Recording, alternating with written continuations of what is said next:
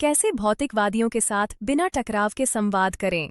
ओ लिव्रो DOS medians के पहले भाग के तीसरे अध्याय में एलन कार्डेक एक नाजुक प्रश्न पर चर्चा करते हैं। भौतिकवादियों के साथ कैसे व्यवहार करना चाहिए। वह स्पष्ट हैं और आश्चर्यजनक रूप से आधुनिक हैं। कार्डेक का कहना है कि किसी को विश्वास करने के लिए मजबूर नहीं करना चाहिए।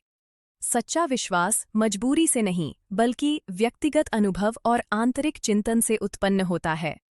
यह दृष्टिकोण समकालीन विज्ञान के साथ सीधे संवाद करता है। आलोचनात्मक सोच अकादमिक क्षेत्र में एक केंद्रीय मूल्य है। प्रश्न पूछना अज्ञानता का संकेत नहीं है, बल्कि बौद्धिक परिपक्वता का है। कार्डेक के अनुसार गलती न केवल प्रणालीगत नकार में है, बल्कि किसी भी कीमत पर मनाने के प्रयास में भी है।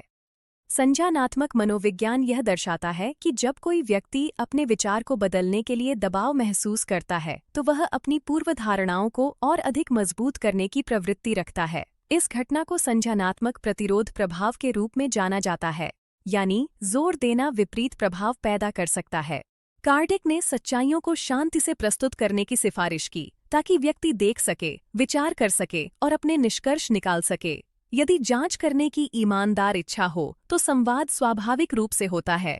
यदि ऐसा नहीं है तो हर किसी के समय का सम्मान करना बेहतर है। यह बिंदु कुछ गहरा प्रकट करता है। आध्यात्मवाद इसके मूल आधार के अनुसार एक थोपने वाली विश्वास नहीं है, बल्कि अध्ययन का एक प्रस्ताव है। आज हम जानते हैं कि हमारी विश्व दृष्टि व्यक्तिगत अनुभवों, सांस्कृतिक निर्माण और मनोवैज्ञानिक संरचना द्वारा आकारित होती है। अधिक संदेहात्मक प्रोफाइल वाले लोग, उदाहरण के लिए, असामान्य परिकल्पनाओं पर विचार करने से पहले अधिक वस्तुनिष्ठ साक्ष्यों की मांग करते हैं। यह कोई दोष नहीं है, यह एक संज्ञानात्मक विशेषता है। परिपक्वता इस बात को समझने में है कि विभिन्न मनों के विभिन्न रास्ते होते हैं।